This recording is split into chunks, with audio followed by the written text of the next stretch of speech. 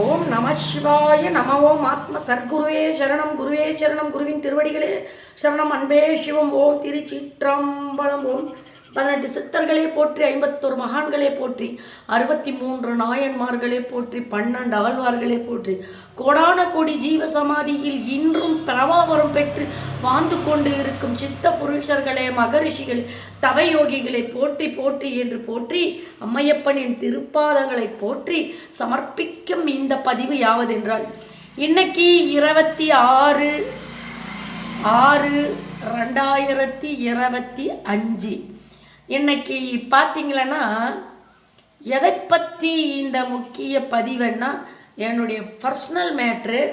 அதில் 2 கோரிக்கைகளை பதிவாக போட போகிறேன். அந்த 2 கோரிக்கையும் எனக்காக தான் போட போகிறேன். ஆனால் அது எனக்கு மட்டுமல்ல, உங்களுக்கும் பயன் உள்ளது. அன்பு ஆத்ம சொந்தங்களே, நான் உங்களை பார்த்து ஒரு கேள்வி கேட்கிறேன். நான் ஒரு இஸ்லாயத்து மதத்தில் பிறந்து வளர்ந்தவள். நான் அந்த மதத்தில் இருந்து நல்ல போஜனம் செய்துட்டு நல்ல உடைகள், அதாவது ஒரு இஸ்லாயத்து மார்க்கத்தினால் குடும்பத்தில் பிறக்க வேண்டும் என்றாலே ஒரு புண்ணியம் என்றுதான் மற்ற மார்க்கத்தில் இருப்பவர்கள் கூறக்கூடிய ஒரு உண்மை தருணம்.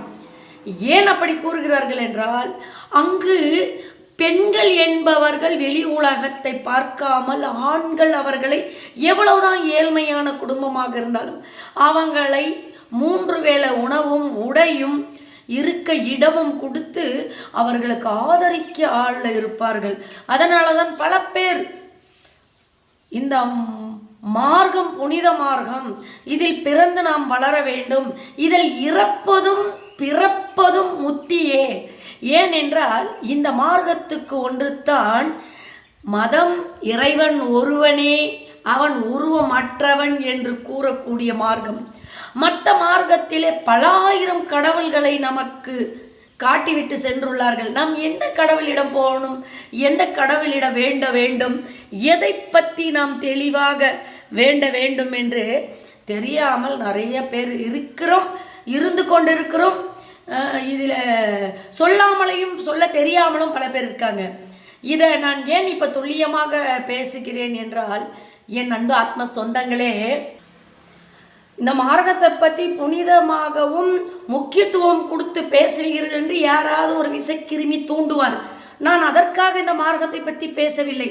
அப்படி ஒரு மார்க்கத்தில் பிறந்து வளர்ந்து எனக்கு எது இல்லை என்று நான் இந்த ஹிந்து, அதாவது ஹிந்து, முஸ்லீம்,